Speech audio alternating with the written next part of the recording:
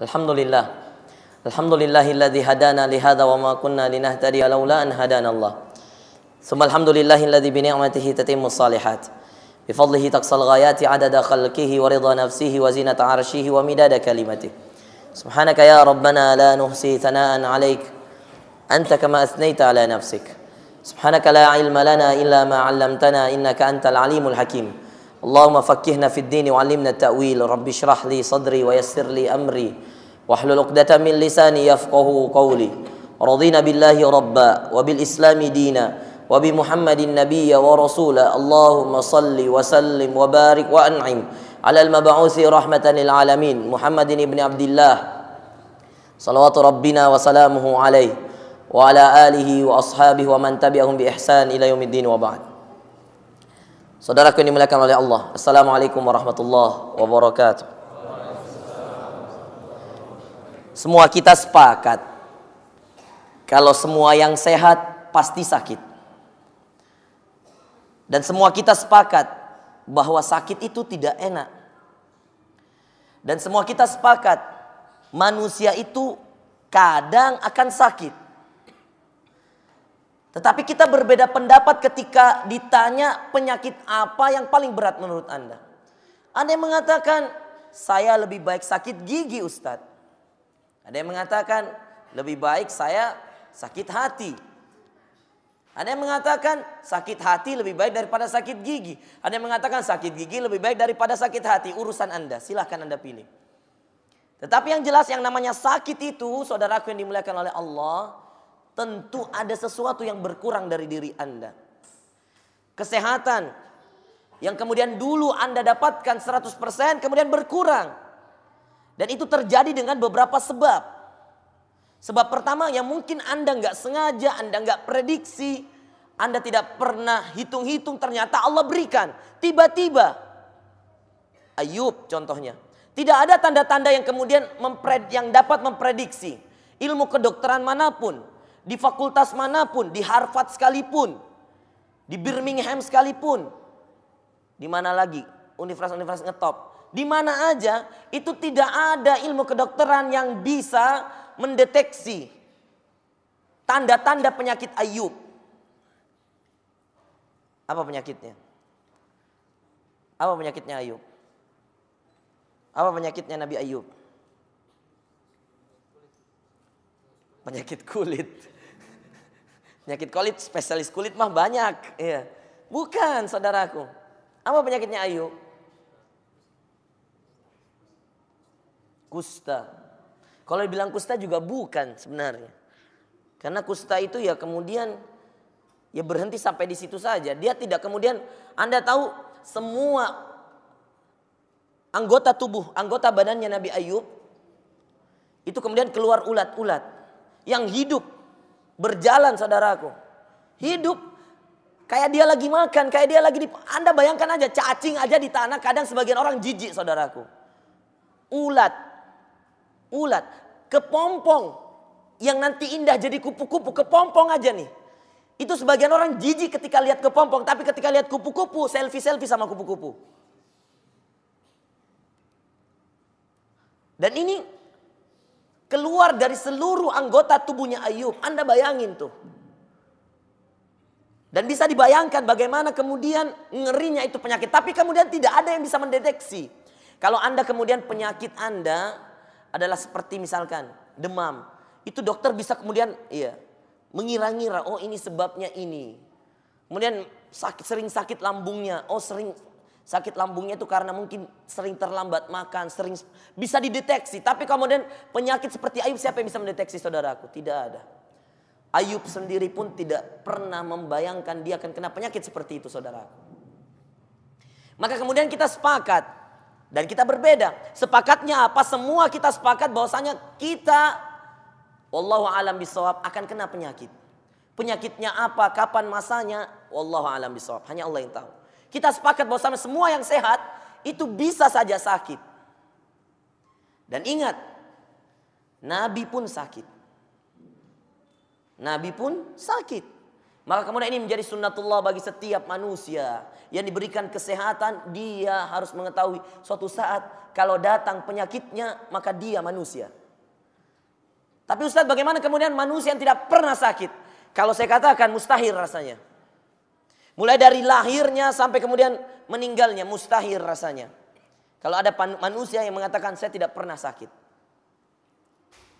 Bahkan Nabi kita Muhammad SAW pun pernah sakit. Nah, kalau ada, itu adalah karunia dari Allah Subhanahu wa Ta'ala. Tapi wallahu alam bisawab, saya belum pernah mendengar seorang manusia yang mengatakan dirinya belum pernah sakit. Apalagi umatnya Nabi Muhammad SAW. Baik. Taib. Sekarang kita sepakat bahwasanya ada yang sehat, ada yang sakit. Lalu kemudian kita harus sepakat bahwasanya Allah Subhanahu wa Ta'ala ketika menurunkan penyakit, Allah jugalah yang menurunkan obatnya.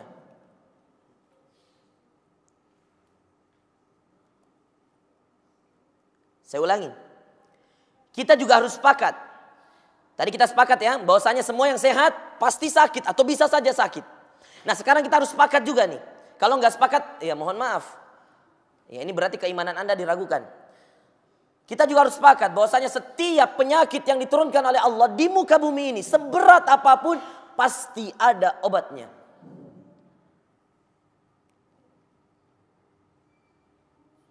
Sepakat? Sepakat ya? Baik. Sekarang saya beberapa kali sering ceramah dan kemudian saya sampai kemudian mengatakan kepada beberapa orang yang di Fakultas Kedokteran. Saya katakan, ada nggak di sini yang alumni Fakultas Kedokteran yang sudah jadi dokter? Ada nggak? Coba angkat tangan. Enak juga kalau ada orangnya langsung. Tidak ada? Taib, dokter muda lah yang masih koas sekarang. Ada nggak? Bapak dokter? Masya Allah, dari tadi kayak Pak, diam-diam. Nggak mungkin dokter muda Pak.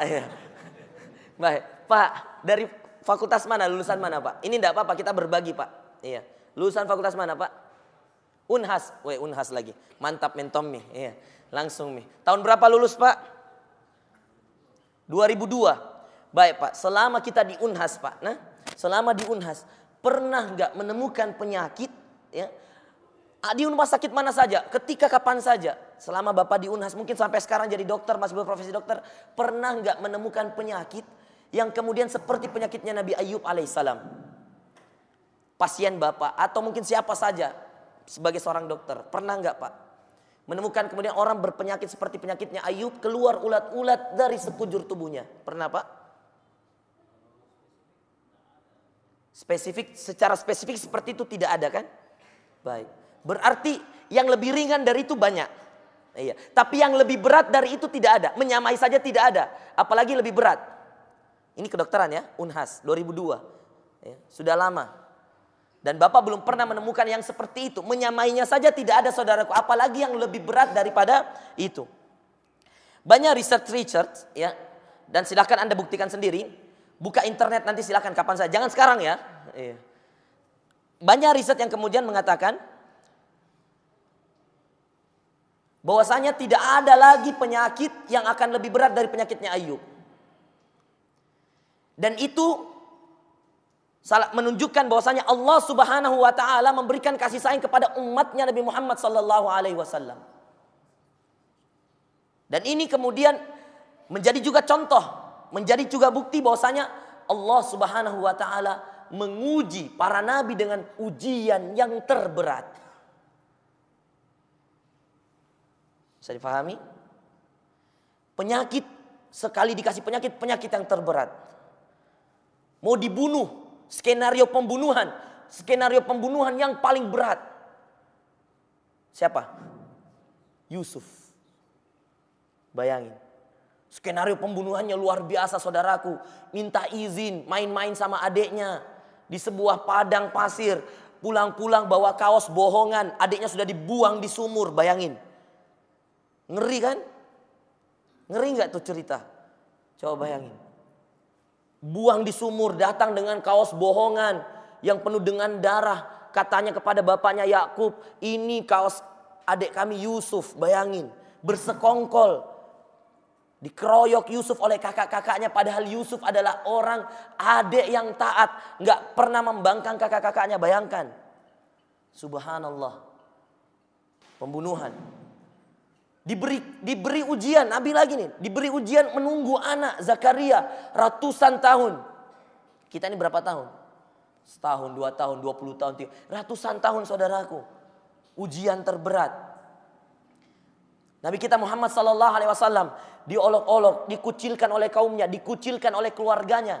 Karena mayoritas keluarganya Rasulullah SAW ketika itu belum memeluk agama Islam. Paman-paman beliau, bayangin, paman sendiri mau membunuhnya, bayangkan. Kemudian dikatai orang gila, dikatai penyair, dikatai macam-macam, subhanallah. Diusir, mau dibunuh, bayangkan. Sampai harus berhijrah Rasulullah SAW. Lalu apa yang kemudian terjadi? Mereka lah para nabi yang kemudian Allah Subhanahu wa taala memberikan kepada mereka kebaikan-kebaikan di dunia. Karena kesabaran mereka. Maka kemudian ketika kita menelaah, ternyata ujian terberat adalah ujiannya para nabi. Dan ternyata mereka lah orang tersabar dalam menghadapi ujian. Makanya kata Rasulullah SAW dalam sebuah hadis yang sahih, asyaddun nas bala al-anbiya. Manusia yang paling berat ujiannya para nabi. Kemudian orang-orang soleh setelahnya. Kemudian orang-orang soleh setelahnya. Jadi saudaraku, selama dirimu masih mendapatkan ujian terberat dari Rabbul Alamin, dari Tuhan semesta alam, ketahuilah engkau sedang ingin diangkat derajatmu. Ingin dimuliakan oleh Tuhanmu Allah. Ketahuilah dirimu saat ini sedang diangkat derajatmu. Engkau ingin diletakkan bersama para nabi. Agar engkau bersama para nabi di sorga. Agar engkau bersama para rasul di sorga. Ujianmu diberatkan sedikit di dunia. Cobaanmu ditambah sedikit di dunia. Agar nanti kelak di akhirat engkau memiliki alasan untuk duduk berdampingan dengan para nabi. Maka jangan heran orang-orang yang kemudian berat ujiannya, subhanallah, bersabar, mati dalam keadaan istiqamah. Saudaraku yang dimuliakan oleh Allah Subhanahu wa taala. Yaitu tadi ujian. Maka kemudian kita harus sepakat, tidak ada kemudian penyakit yang lebih berat dari penyakitnya Ayub. Kalau ada yang tidak sepakat, bisa meresearch sendiri, datangi rumah sakit, minta datanya. Kalau ada yang Anda temukan seperti penyakitnya Ayub, kabari saya. Berarti ini penemuan baru. Ada penyakit yang lebih berat dari penyakitnya Ayub. Dan ingat ya, penyakit yang tidak disengaja dan tidak diminta. Lain cerita kalau kecelakaan. Lain cerita kalau sesuatu yang kemudian disengaja, ya, ambil palu-palu, pecahkan sendiri kepalanya. Ya. Ini sengaja Pak. Ayub tidak pernah minta penyakit itu, tapi diberi, ya bersabar. Kan seperti itu. Anaknya pergi, lama-lama istrinya coba bertahan. Saking jijiknya istrinya, pergi juga istrinya. Kan seperti itu. Lalu kemudian Ayub sembuh, dikembalikan satu persatu. Ya. Ya, kalau ada yang kemudian tidak sepakat bahwasanya Ayub adalah orang yang menerima penyakit paling berat, bisa membantu saya untuk meresearch. Kalau ada, saya akan jadikan bahan untuk meneliti. Ya, kita sama-sama meneliti. Anda meneliti dari segi sainsnya, saya meneliti dari segi keilmuan Al-Quran dan hadisnya. Sepakat ya? Nah, kalau tidak dan Anda belum menemukan, berarti kita sepakat. Al-Quran telah memberikan kepada kita contoh. Allah Subhanahu wa taala mengatakan, "Wadhkur 'abdana Ayyuba idh nada rabbah anni massani asy-syaitanu binusbin wa 'adzab." Ingatkah kalian? Wadhkur 'abdana Ayyub. Ingatkah kalian pada kisahnya Ayyub?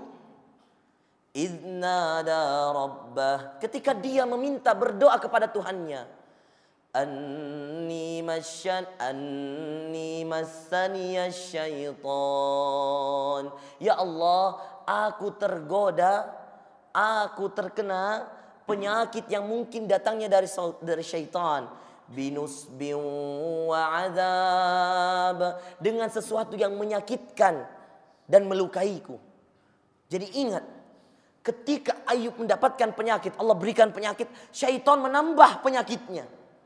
Termasuk godaan syaitan, digodanya anaknya dan istrinya Ayub untuk meninggalkan Ayub. Dan itu berat saudara. Kita ini, ya, saya sendiri merasakan. Kalau kita sakit, saudaraku, kemudian gak ada yang jampangi, Ki. Apa itu jampangi? Hah? Apa? Urus. Itu bahasa Inggris, jampangi, Ki. Tidak ada yang jampangi, Ki. Ya, itu pronunciation-nya sudah betul ya. Tidak ada yang jampangi, Ki, seperti itu. Subhanallah, ini rasanya dunia sempit sekali di hati ini. Betul gak? Anda lagi sakit, Anda lagi butuh bantuan, gak ada yang mau nemani Anda. Sakit gak? Sakit, Pak, apalagi kalau masih bujang. Double sakitnya. Kalau masih bujang, subhanallah, mau telepon siapa coba? Telepon teman, takut sibuk. Siapa yang Anda mau telepon? Kalau Anda masih bujang.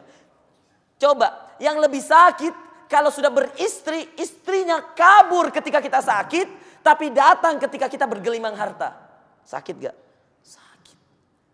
Dan itu dirasakan oleh Ayyub alaihissalam. Dan ini termasuk bagian dari tipu daya syaitan untuk melemahkan keimanannya Ayyub. Berhasil? Tidak berhasil. Gagal syaitan. Karena Ayyub bersabar, subhanallah. Bahkan subhanallah dalam riwayat ketika ulat itu jatuh dia naikkan lagi ke atas tangannya. Subhanallah. Jatuh dia naikkan. Kita dikasih begini-begini tuh ulat supaya jatuh. Nih. Ya Allah. Berikan kami kesabaran seperti kesabarannya Ayyub. Apa kata Allah setelah itu? Karena kesabarannya. Dan ingat, tidak ada dalam doanya Ayyub baik dalam surah Shad maupun kisahnya dalam surah Al-Anbiya. Tidak ada dalam doanya Ayyub kemudian memaksa Allah untuk menyembuhkannya. Dan ini bagian daripada ketakwaan kita, saudaraku. Ini bagian daripada takwa kita yang sedang diuji oleh Allah. Kalau kita yakin bahwasanya Allah yang memberi penyakit, harus kita yakin bahwasanya Allah nanti yang akan menyembuhkan kita. Maka mintanya nggak usah nuntut kayak orang nggak pernah diberi kesehatan saja. Jadi kalau Anda sakit nggak usah nuntut kayak Anda nggak pernah dikasih sehat oleh Allah.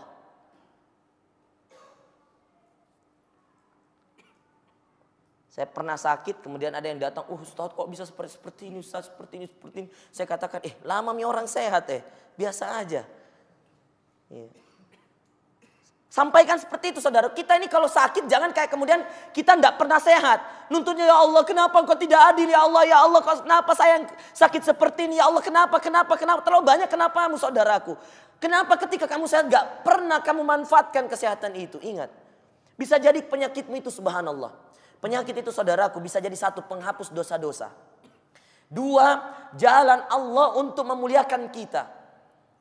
Tiga, jalan Allah untuk melipat gandakan pahala kita. Berbeda solat berdirinya orang sehat dengan solat berdirinya orang sakit. Berbeda solat berjamaahnya orang sehat dengan solat berjamaahnya orang sakit. Bayangkan pernah saya temukan dan di Sudan kejadian nyata. Di Sudan orang kemudian sudah di kursi roda tidak pernah bolong solat jamaahnya. Didorong terus. Tidak mau sholat kalau bukan di masjid. Tidak mau sholat kalau bukan berjamaah. Malu.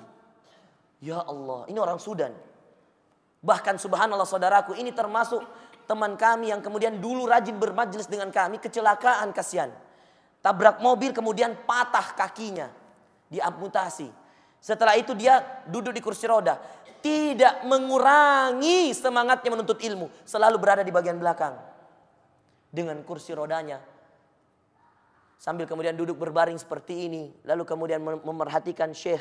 Kami duduk di bawah, dia duduk di belakang. Tidak mengurangi sedikit pun semangatnya menuntut ilmu. Itulah takwa. Orang kalau sudah bertakwa subhanallah. Penyakit apapun yang datang mudah. Maka tadi penyakit itu satu saudaraku yang dimuliakan oleh Allah. Bisa jadi sebagai penghapus kesalahan-kesalahanmu. Makanya kalau ada orang sakit. Ini riwayatnya yang paling benar. Sahih hadisnya. Kata Rasulullah SAW ketika menjenguk orang sakit itu la ba's tohurun insyaallah. Katakan kepada yang sakit la ba's tidak apa-apa. Tohur insyaallah. Tohur itu sebagai penyuci dirimu dari dosa-dosa. Insyaallah jika Allah menghendaki. Itu adalah yang diucapkan. Kalau ada yang membaca doa Allahumma rabban nas adhibil ba'sa ishfi anta syafi. Silahkan. Tetapi yang disunnahkan Rasulullah SAW ketika menjenguk orang sakit, labas, tahur insyaAllah. Ya, dan itu hadisnya sahih. Nah saudaraku yang dimuliakan oleh Allah Subhanahu Wa Taala. Kemudian apa kata Allah Subhanahu Wa Taala? Nah itu tadi sebelum kita lanjutkan ayatnya. Tadi kita katakan Ayub ketika itu mengatakan, di dalam kisahnya, ingatkah kalian tentang kisahnya Ayub? Dia merasa bahwa dia digoda oleh syaitan untuk kemudian tidak bersabar. Dan digodanya dengan binusbi wa azab, dengan memberikan kemudian godaan-godaan yang kemudian membentuk penyakit dan berbentuk dia menggoda Ayub untuk kemudian menambah rasa sakitnya, menambah rasa pedihnya. Lalu kemudian Ayub bersabar. Bahkan subhanallah tidak ada permintaan Ayub baik di surah Shad tadi maupun di surah Al-Anbiya maupun di kisah-kisah yang lain, Anda tidak akan menemukan permintaan Ayub menuntut Allah, ya Allah sembuhkan aku, tidak ada. Di Al-Anbiya Ayub hanya mengatakan, ketika itu dikatakan, wa ayyuba idnada rabbahu anni massaniyad-durru wa anta arhamur rahimin. Ketika itu dikatakan, wa ayyuba idnada rabbah, ingatkah kalian ketika Ayub berdoa kepada Tuhannya, anni massaniyad-durru wa anta arhamur rahimin. Aku terkena penyakit ya Allah, informasi.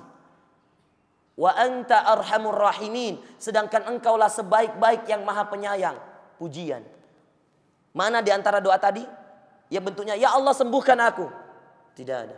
Padahal kalau Ayub mau berdoa, ya Allah sembuhkan aku, maka mungkin Allah akan menyembuhkannya sewaktu itu juga. Karena dia nabi, orang bertakwa, saudaraku. Tapi tidak ada permintaan Ayub yang kemudian mengatakan, ya Allah sembuhkan aku. Mana? Tidak ada. Maka kemudian orang-orang yang kemudian berdoanya menuntut, mengeluh, itu doa yang tidak dicontohkan oleh para nabi dan para rasul. Doanya nabi itu informasi pujian. Allah itu dipuji saja, tidak dipuji saja, memberi. Apalagi kalau Anda puji. Allah, Anda bermaksiat saja, Anda masih diberi rezeki Anda, nikmat-nikmat Anda. Ini Anda habis bermaksiat, Anda habis berdosa. Bagaimana kalau Anda habis melakukan ketaatan dan kesabaran? Pasti. Ya. Dan ingat firman Allah, la in syakartum la azidannakum wa la in kafartum inna azabi lasyadid. Seandainya kalian bersyukur, maka akan aku tambahkan nikmat-nikmatku. Termasuk bentuk dari kesyukuran adalah ketika ada yang berkurang dari dalam dirimu, kesehatanmu, hartamu, anakmu meninggal misalkan, atau ada yang sakit, maka kemudian semakin bertambah ketakwaanmu, itu namanya nikmat dan karunia yang selalu bertambah dan akan ditambah oleh Allah Subhanahu wa taala. Kalau Anda bersyukur dalam keadaan sehat, itu biasa saudaraku. Tapi kalau Anda bersyukur dalam keadaan diberikan ujian, diberikan penyakit, ini yang luar biasa. Nah saudaraku yang dimuliakan oleh Allah, doanya Ayub, anni massaniyad-durru wa anta arhamur rahimin. Ya Allah, aku terkena penyakit yang membahayakan diriku. Wa anta arhamur rahimin. Yang tadi penyakit yang membahayakan diriku itu informasi. Padahal Ayub tahu kalau Allah Maha tahu keadaan dirinya, informasi. Lalu yang kedua dia katakan, wa anta arhamur rahimin. Sedang engkau ya Allah Maha sebaik-baik, Maha penyayang, pujian. Kata Allah, fastajabna lahu. Kami jawab doanya. Fakashafna ma bihi min dur. Lalu kamu ampuni, kami berikan obat dari setiap penyakitnya. Semua penyakitnya yang dia rasakan di tangannya, yang dia rasakan di kepalanya, yang dia rasakan di sekelujur badannya, semuanya diberikan obatnya. Fakashafna, kami angkat, kami hapuskan semuanya. Ma bihi min dur, apa yang dia rasakan dari penyakit-penyakit tadi yang membahayakan dirinya tadi. Wa atainahu ahlahu wa mithlahum ma'ahum rahmatan min indina. Lalu kami kembalikan keluarganya satu persatu sebagai rahmat dari kami. Bayangkan.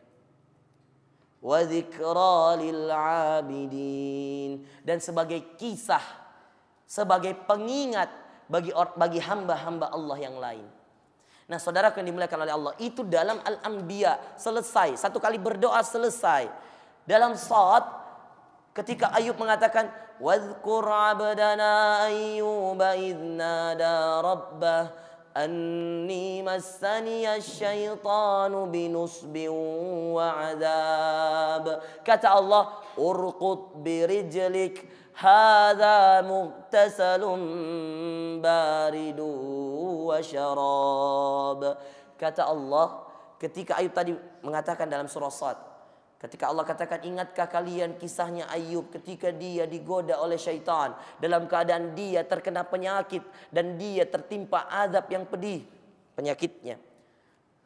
Kata Allah, urkut birijlik, hai Ayub, hentakkan kakimu.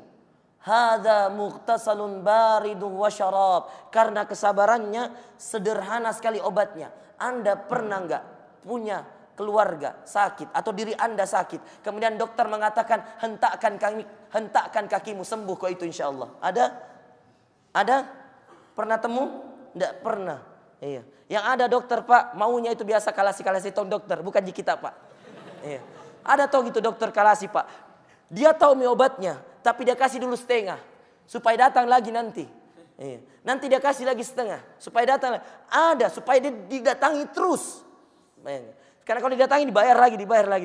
Ada sebagian dokter seperti itu. Mudah-mudahan tidak ada antum semuanya. Iya. Ada. Ya, yang dokter kemudian nyarinya uang. Bisa jadi dulu ketika mau masuk kampus, iya, caranya nggak benar, bayarnya mahal. Jadi kemudian ketika sudah jadi dokter mau mengumpulkan uang lagi. Ada sebagian dokter yang seperti ini. Tapi mudah-mudahan tidak ada pada kita insya Allah.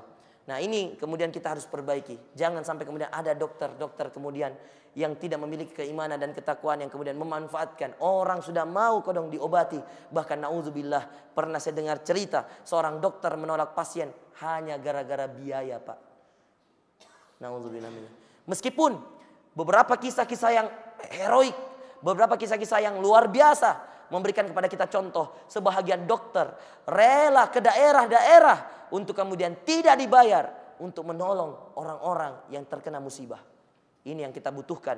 Dokter-dokter yang mengatasnamakan ya, kemanusiaan, yang mengatasnamakan solidaritas. Itulah yang kemudian kita butuhkan. Bukan hanya kemudian yang sengaja dan hanya mencari materi, mengumpulkan harta dan harta. Waliyadzubillah. Nah saudaraku yang dimuliakan oleh Allah Subhanahu wa ta'ala, maka selalu kita sepakat, semua penyakit yang ada di muka bumi ini itu datangnya dari Allah. Dan ingat, semua kesehatan yang diberikan adalah datangnya dari Allah. Caranya Allah berbeda-beda dalam menyembuhkan orang. Ada dulu orang setengah mati dioperasi sampai ke Singapura, penyakit dalam. Ini cerita juga, saya diceritakan. Ternyata sampai ke Cina, di Guangzhou. Ya, saya tidak tahu kenapakah harus ke Guangzhou atau ke Singapura. Ya, entah di sana karena bagus kedokteran, tidak tahu, wallahu alam. Yang jelas, tahu nggak kapan dia kemudian merasakan penyakitnya itu kemudian sembuh? Bolak-balik Cina Indonesia, subhanallah. Belum merasakan, miliaran nih uang habis. Bertahun-tahun begitu terus. Berobatnya ke Cina, ya Allah, belana. Ya. Ternyata setelah diajarkan mengaji Al-Quran, ya, diajarkan mengaji, itu rasanya obat tidak dibutuhkan lagi. Kapan dia mengaji, itu penyakit kayak tertahan sendiri. Lalu dia katakan, Ustadz, kalau saya mengaji, itu penyakit saya ini kayak tidak terasa. Saya bilang, subhanallah, itulah firman Allah. Wa nunazzilu minal Qur'ani ma huwa shifaa. Kami turunkan dari Al-Quran yang juga sebagai obat, syifa, sebagai kesembuhan dari penyakit. Ustadz, syifa, obat, kesembuhan. Kesembuhan dari penyakit apa? Semuanya. Saya ulangi. Ustadz, Al-Quran, penyakit, obat, kesehatan, penyembuh. Iya, dari penyakit apa Ustadz? Adakah spesifikasi tertentu untuk diobati dari Al-Quran? Saya katakan semuanya.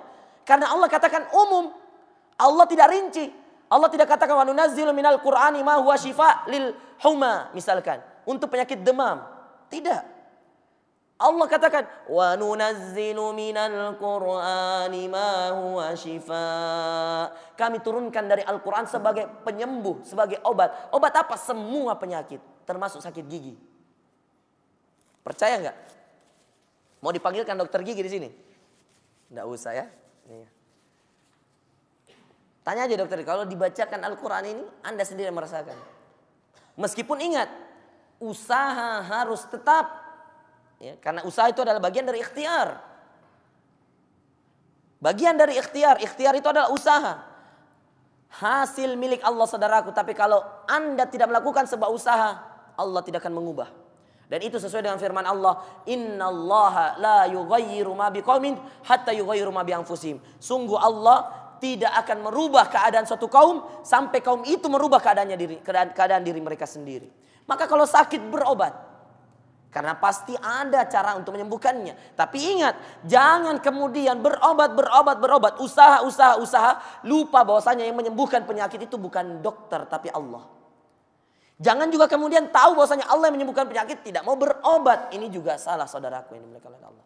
Maka dua-duanya menjadi penting. Anda bertawakal kepada Allah, berdoa kepada Allah, minta disembuhkan kepada Allah, memuji Allah, perbanyak berbaca Al-Quran, perbanyak berzikir kepada Allah. Lalu kemudian Anda berusaha mengobati. Minum madu, ya, habbatus sauda, korma, kalau bisa korma ajwa. Apalagi yang terkena penyakit sihir, ya, minum zam-zam. Ya. Ini kan obat-obat yang kemudian Anda perlu pahami, ini disebutkan oleh Rasulullah Sallallahu Alaihi Wasallam. Ya. Sisanya Anda kalau mau pakai obat yang kemudian dari disarankan dokter, ya silahkan saja. Ya. Selama itu halal, tidak ada masalah. Ya. Selama obatnya adalah obat yang kemudian tidak ada tercampur dengan ya, yang haram-haram. Ya, Anda lebih tahu, babi dan seterusnya. Maka saudaraku yang dimuliakan oleh Allah Subhanahu wa taala, maka kita perlu menggabungkan dua hal. Ini nasihat kepada saudara-saudaraku yang sakit. Satu, ketahuilah yang memberikan penyakit Allah dan yang menyembuhkan Allah. Ya. Yang kedua, ketahuilah semua yang sehat pasti sakit. Tetapi tidak semua yang sakit pasti akan kembali sehat. Ada yang kemudian sakit terus sampai meninggal, ada. Tapi semua yang sakit, ya semua yang sehat, ya mudah-mudahan saya tidak salah, saya mengatakan insya Allah kemudian akan sakit. Sekali, dua kali, tiga kali, wallahu alam. Ringan, berat, wallahu alam. Hanya Allah yang membagi masing-masing pada kita ujian-ujian kita. Ada yang ringan penyakitnya nggak pernah sakit, maksiatnya jalan. Jangan dikira Allah sayang sama dia. Bisa jadi itu istidraj. Istidraj itu Anda dibiarkan hidup dalam kemaksiatan, diberikan nikmat, seakan-akan Anda dengan maksiat itu tambah terus nikmat Anda, lalu kemudian di akhirat, di neraka Anda diazab dengan azab yang pedih. Dibalasnya di neraka, na'udzubillah min dzalik. Syukur-syukur kalau ada orang bermaksiat, kemudian di akhir hidupnya diberikan penyakit. Bisa jadi itu kemudian Allah ingin mensucikan diri Anda dari dosa-dosa. Ya. Wah, siapa itu? Iya, tahu, setuju. Baik, saudaraku yang dimuliakan oleh Allah Subhanahu wa taala. Ada yang mengiyakan, ya. Terima kasih, Nak. Baik. Itu yang kedua.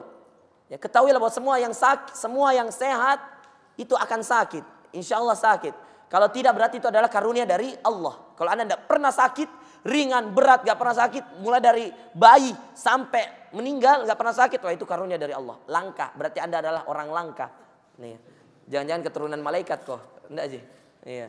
Baik, saudaraku yang dimuliakan oleh Allah Subhanahu wa taala, itu yang kedua. Yang ketiga, saudaraku yang dimuliakan oleh Allah, bagian daripada dan sunnah daripada seorang yang kemudian terkena sakit, itu adalah kemudian tidak mengeluh kepada Allah, tidak menyalahkan Allah. Mengeluh termasuk dalamnya menyalahkan Allah. Tidak mengatakan, ya Allah engkau tidak adil, ini sudah menyalahkan Allah. Ya Allah, engkau tidak sayang padaku, ini salah. Ayub tidak pernah mengatakan, justru puji terus Allah, puji ya Allah. Terima kasih ya Allah. Karena engkau sayang kepadaku, engkau berikan kepadaku penyakit. Ya Allah, bisa jadi dengan penyakit ini aku kemudian beristirahat. Ya Allah, bisa jadi dengan penyakit ini dosa-dosaku engkau hapuskan. Terus puji Allah. Karena ingat saudaraku, tidak ada dalam agama kita kata-kata yang lewat gitu aja. Kata-katamu, ya Allah engkau tidak adil, ini sudah memberikan pembuktian bahwasanya engkau menyalahkan yang menciptakanmu. Dan ini akan berdapat dosa. Orang yang mengatakan seperti ini berdosa saudaraku. Tidak ada dalam agama kita semua kata ya, atau kata yang terlucap keluar dari mulut kita yang kemudian tidak dicatat, tidak ada. Kenapa saya berani mengatakan? Karena ada dalam Al-Quran. Kata Allah dalam Al-Quran, Allah Subhanahu wa taala berfirman, wa ma yalfidhu min qawlin illa ladaihi raqibun atid. Wa ma yalfidhu min qaul, tidak ada satu kata pun yang mereka keluarkan dari mulut mereka, dari ucapan mereka, dari perkataan mereka, illa ladaihi raqibun atid, kecuali ada malaikat raqib mencatat kebaikan, atid mencatat keburukan. Maka saudaraku yang dimuliakan oleh Allah, itu tadi yang ketiga. Jangan mengeluh, bersabarlah.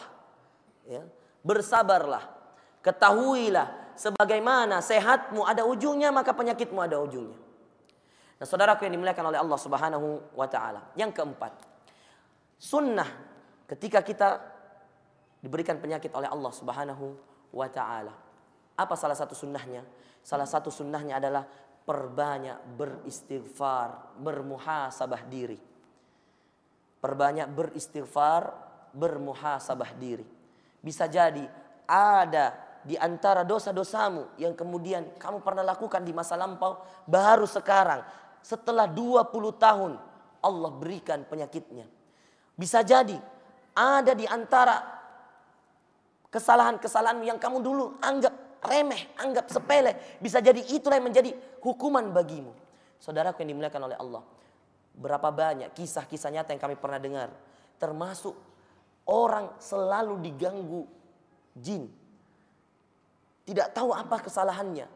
Ternyata hanya karena dulu waktu dia masih muda, dia pernah ejek tetangganya, lalu kemudian tetangganya nggak ridho, lalu kemudian ya, entah bagaimana ceritanya, kemudian dia dikirimkan jin atau apa, wallahu alam bisawab. Lalu kemudian ketika ditemukan itu tetangganya setelah puluhan tahun, kemudian dikatakan tolong maafkan dia. Setelah dimaafkan, sembuh dia dari penyakit kesurupan. Bayangkan, hati-hati. Nah, ini kita tidak tahu, maka kemudian saudaraku yang dimuliakan oleh Allah, muhasabah dirilah. Bisa jadi ada kemudian kamu terkilir, kamu terpleset, kamu apa, itu adalah ujian dari Allah. Bisa jadi ada orang yang pernah kamu sakiti, kamu istighfar, muhasabah diri. Muhasabah itu adalah kemudian introspeksi diri. Kata Umar bin Khattab radhiyallahu an, hasibu anfusakum qabla an tuhasabu wazinu a'malakum qabla an tuzanu. Ya, kata Umar bin Khattab radhiyallahu an, hitunglah dirimu, hisaplah dirimu, introspeksilah terhadap dirimu. Yang dimaksud introspeksi terhadap diri adalah amalan-amalan kita hari ini. Apa yang telah kita lakukan dari kebaikan, apa yang telah kita lakukan dari keburukan, introspeksilah. Qabla an tuhasabu, sebelum engkau dihitung, dihisap oleh Allah Subhanahu wa taala. Wazinu a'malakum qabla an tuzanu, timbang-timbanglah amalan-amalanmu sebelum amalanmu ditimbang. Jadi hati-hati. Nah, ini adalah kemudian menjadi cara terbaik untuk kemudian orang-orang yang memiliki penyakit menghadapi penyakit-penyakitnya. Ya, yaitu apa tadi? Memperbanyak istighfar, memohon ampun kepada Allah, dan bermuhasabah diri. Oh, jangan-jangan dulu ada kesalahan begini. Dan ingat, selama Anda ingat, ini juga banyak orang yang malu.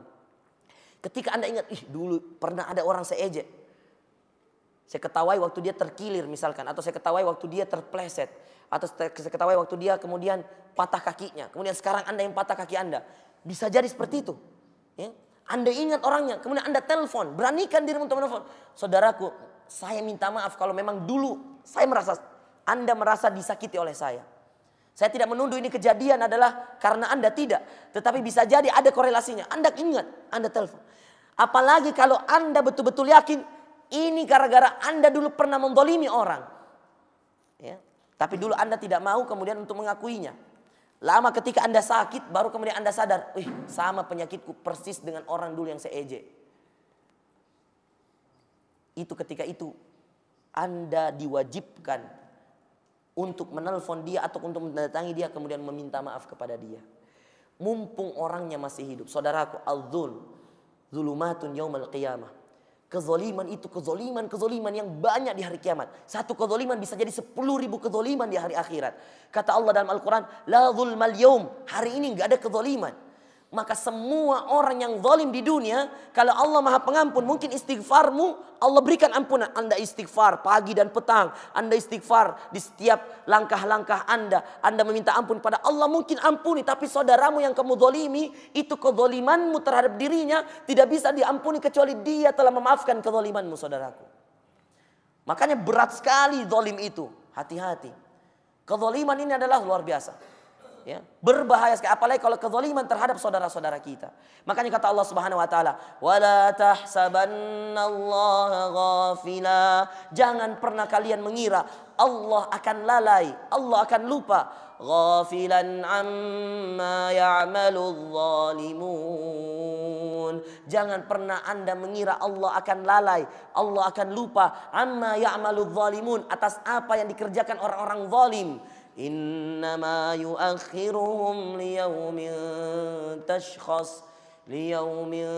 tashkhasu fihil absar. Sungguh dia azabnya, hukumannya diakhirkan, ditunda pada suatu hari yang tidak bermanfaat lagi, kesaksian-kesaksian mata-mata manusia.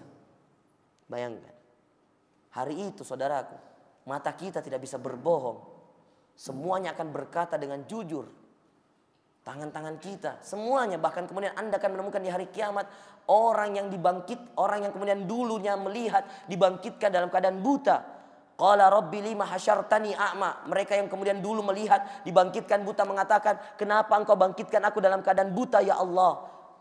Kata Allah, kadzalika atatska ayatuna fanasitaha wa kadzalikal yauma tunsa. Kata Allah, begitulah kamu dulu datang ayat-ayatku di dunia. Saya berikan kamu kepada kamu kesehatan. Saya berikan kepada kamu kenikmatan. Kamu lupakan itu sumbernya dariku. Kamu lupa sholat, kamu lupa beribadah, kamu lupa kemudian mengingatku, kamu lupakan ayat-ayatku, kamu lupakan membaca Al-Quranku, kamu lupakan mengikuti sunnah Rasulku. Semuanya kamu lupakan. Wa kadzalikal yauma tunsa. Kalau begitu hari ini aku lupa juga dengan dirimu. Aku juga lupa kalau kamu dulu pernah melihat. Sebagaimana perkataanmu. Qala rabbi lima hasyartani a'ma wa qad kuntu basira. Orang-orang tersebut akan mengatakan, ya Allah, kenapa engkau bangkitkan aku dalam keadaan buta? Padahal dulu aku melihat. Nah, saudara yang dimuliakan oleh Allah Subhanahu wa taala, sebelum terakhir, yang selanjutnya, yang kelima, yang perlu kemudian menjadi nasihat bagi teman-teman kita, saudara-saudara kita yang sakit, ataupun mungkin diri kita yang sakit. Setelah tadi bermuhasabah diri, ketahuilah saudaraku yang dimuliakan oleh Allah Subhanahu wa taala, penyakit ini terkadang Allah Subhanahu wa taala jadikan sebagai teguran bagi dirimu. Ingat, teguran bagi dirimu.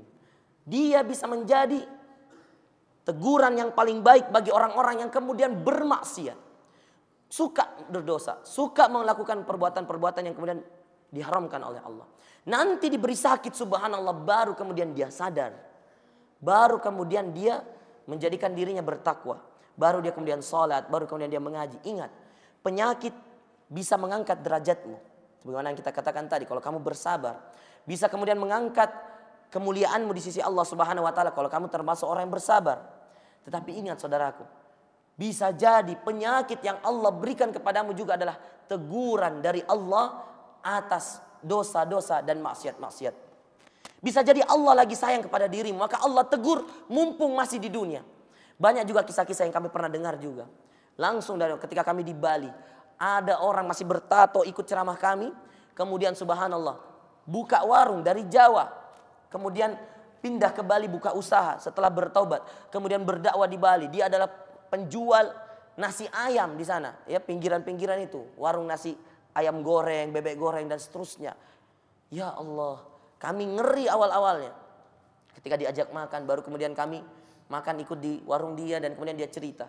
Salah satu sebab dia berhijrah adalah diberikan kepadanya penyakit yang kemudian untuk bangun, ya, bergerak dari kasurnya dia berat. Pecandu narkoba, saudaraku. Ya. Bertaubat. Ketika diberikan penyakit oleh Allah, dia tidak bisa ngapa-ngapain lagi di atas kasur. Anda bayangin. Banyak kisah-kisah seperti itu. Anda baca buku-buku, subhanallah, banyak sekali kisah-kisah inspiratif. Kisah-kisah nyata yang inspiratif. Anda baca buku-bukunya. Dari orang-orang yang kemudian dulunya adalah preman-preman, ya, bertato-bertato, ya. Subhanallah, menjadi orang yang sangat taat. Sekarang Masya Allah, Anda kalau lihat dia, wih, subhanallah. Ya, tatonya aja ini masih kelihatan bikin ngeri. Ya. Itu tapi subhanallah sudah berjenggot, Kemudian subhanallah dia adalah orang yang rajin sholat. Saya dengar dari kawan-kawan di sana, Masya Allah Ustaz, sedekahnya juga. Dia kadang kalau ada orang yatim apa segala macam dikasih makan di warungnya. Subhanallah, hidayah betul-betul. Kalau Allah menghendaki, innaka la tahdi man ahbabta walakinnallaha yahdi man yasha. Kata Allah kepada Rasulullah SAW, engkau wahai Muhammad tidak akan memberikan petunjuk kepada yang engkau cintai, tetapi aku memberikan petunjuk kepada siapa yang aku kehendaki. Maka jangan heran saudaraku, Allah berikan hidayah kepada siapa yang Allah hendaki. Nah saudaraku yang dimuliakan oleh Allah, banyak orang berubah gara-gara teguran tersebut. Tapi justru juga sebahagian orang justru semakin diberi penyakit, semakin dia merasa sombong dan angkuh. Itu juga ada, wal iyadu billah. Ya, sudah dikasih sakit, sembuh. Ya, berdoa ketika sakit berdoa, sembuh, bermaksiat lagi. Ini orang sombong. Ya, dia tidak meyakini bahwasanya itu teguran dari Allah. Nanti yang kedua kali dikasih penyakit, tidak hidup-hidup lagi, baru kemudian dia menyesal. Na'udzubillah min dzalik. Taib. Saudaraku yang dimuliakan oleh Allah Subhanahu wa taala, yang terakhir.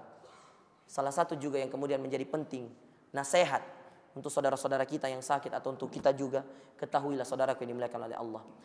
Amalan itu dibalas oleh Allah tergantung dari susah payahnya kita mendapatkannya. Al-jaza'u min jinsil amal. Balasan itu berjalan lurus dengan pengorbanan yang kita keluarkan.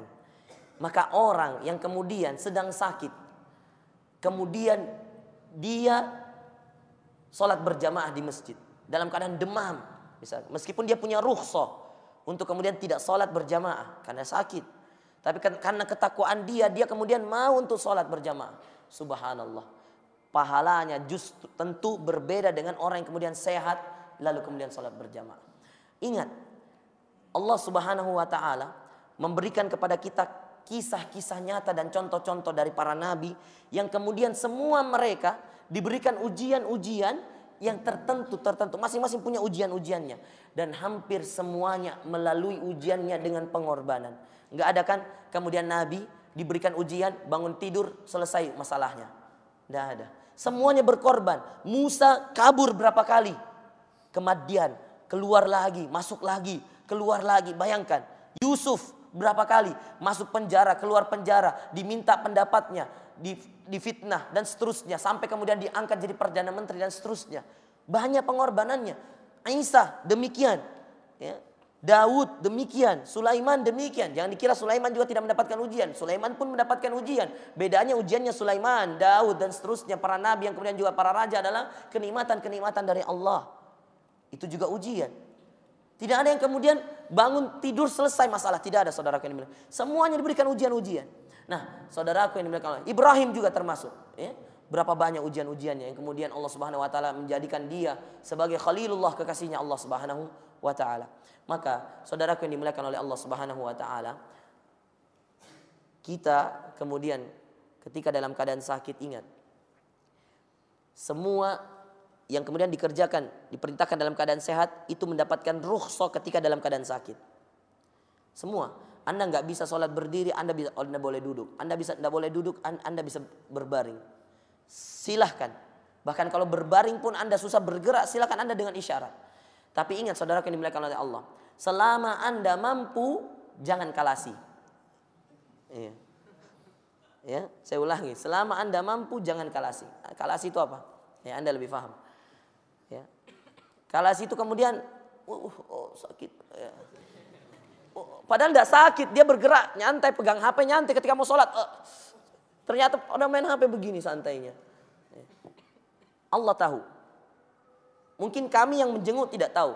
Antum yang menjenguk tidak tahu. Tapi Allah tahu. Ya. Suster mungkin nggak tahu. Sakit nggak Pak? Oh iya sakit. Iya. Tapi kemudian Anda main HP, Anda santai aja, kemudian bergerak biasa. Ketika giliran sholat Anda kemudian pura-pura sakit. Anda bisa berdiri, berjalan ke kamar mandi, tapi kemudian untuk berdiri, ya, untuk sholat Anda tidak bisa. Ya. Bahkan subhanallah ada orang kemudian sakit, ya, lalu lalang, ya, berdiri ke sana, tapi giliran sholat baring. Ya. Nah ini banyak. Ya. Bahkan subhanallah, na'udzubillah min dzalik, ya, kalau ada yang kemudian, ya, ajibna ya nih, kami kaget dengan orang-orang yang kemudian, ya, sakitnya gara-gara main futsal. Ya. Kemudian nggak mau sholat. Ya. Sakit, nggak bisa sholat. Sholatnya duduk. Padahal sakitnya gara-gara main futsal. Ya. Subhanallah. Berlari. Setelah itu sembuh. Ya. Nggak sholat lagi. Main futsal lagi. Sakit. Ya. Sholatnya duduk lagi. Ya. Waliyadzubillah. Ya. Maka saudaraku yang dimuliakan oleh Allah Subhanahu Wa Taala. Ingat ya. Al-jaza'u min jinsil amal. Balasan itu sesuai dengan keadaan pengorbanan Anda. Ya, kalau Anda semakin banyak berkorban, maka balasannya akan semakin besar di sisi Allah Subhanahu wa Ta'ala. Dan ingat, kunci segala macam penyakit seperti Allah katakan tadi, Al-Quran.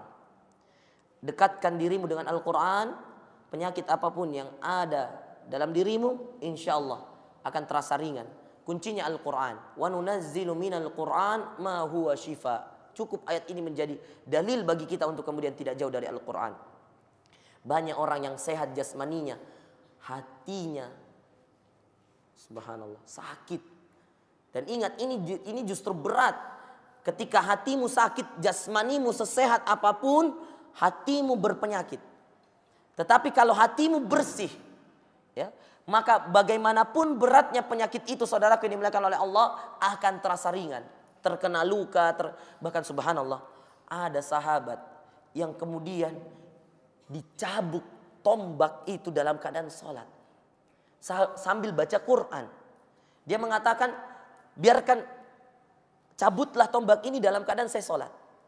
Ketika dia sholat, kemudian dicabut, tidak terasa apa-apa sambil dia melantunkan ayat Al-Quran. Lihat bagaimana dahsyatnya Al-Quran. Ya. Ada beberapa juga yang kemudian orang-orang sekarang itu mengikuti, dan alhamdulillah ini bagus juga. Ya, di rumah sakit daripada kemudian dia ya kosong hampa, dia putar murattal. Itu bagus untuk Anda ikuti dan kita ikuti semuanya. Putar murattal agar kemudian kamar kita terhiasi dengan Al-Quran. Ya, itu juga bagus. Karena mungkin Anda susah untuk membaca. Jadi mungkin Anda bisa kemudian memutar, kemudian Anda mendengar. Nah, ini adalah bagian daripada kemudian usaha kita untuk kemudian mendekatkan diri dengan Al-Quran. Jadi kuncinya juga Al-Quran. Karena Al-Quran yang akan menghidupkan ini kita punya hati. Kata Allah Subhanahu Wa Taala, kita tutup dengan sebuah ayat dalam surah Ar-Ra'd. Kata Allah Subhanahu Wa Taala, alladzina amanu wa tatma'innu qulubuhum bidzikrillah.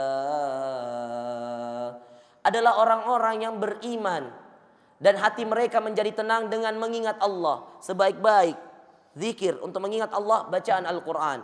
Alladzina amanu adalah orang-orang yang beriman. Wa tatma'innu qulubuhum bidzikrillah. Dan hati mereka menjadi tenang karena mengingat Allah, baca Al-Quran. Ala bidzikrillahi tatma'innul qulub.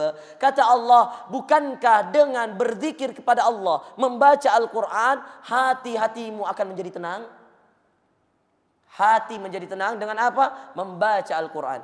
Innamal mu'minuna alladzina idza dzukirallah. Sungguh orang-orang yang beriman itu ketika disebutkan nama Allah, idza dzukirallahu wajilat qulubuhum. Ketika disebutkan nama Allah bergetar hati mereka. Wa idza tuliyat alaihim ayatuh. Ketika dibacakan ayat-ayat Allah, wa idza tuliyat alaihim ayatuh zadathum imana. Ketika dibacakan kepada mereka ayat-ayat Allah, zadatsum imana, bertambahlah keimanan mereka. Maka itulah salah satu sifat orang beriman.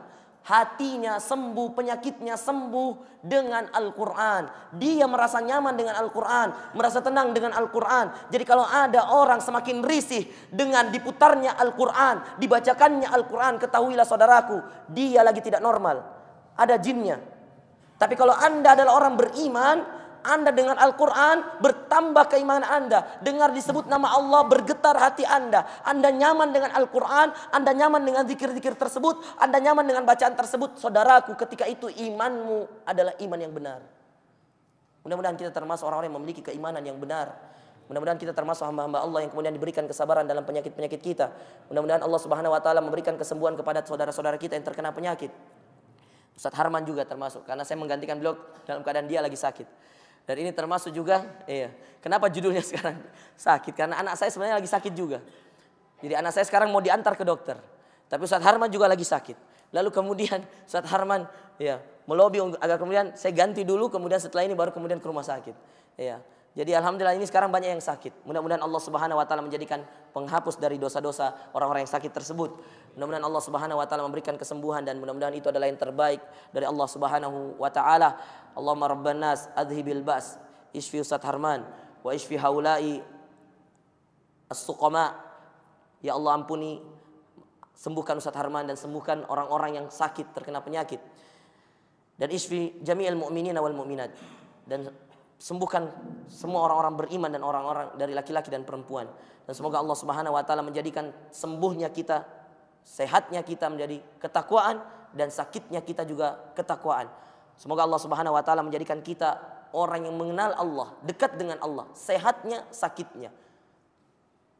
Luangnya waktunya, sempitnya waktunya. Menjadi orang yang kemudian mengenal Allah dalam keadaan lapangnya dan sempitnya.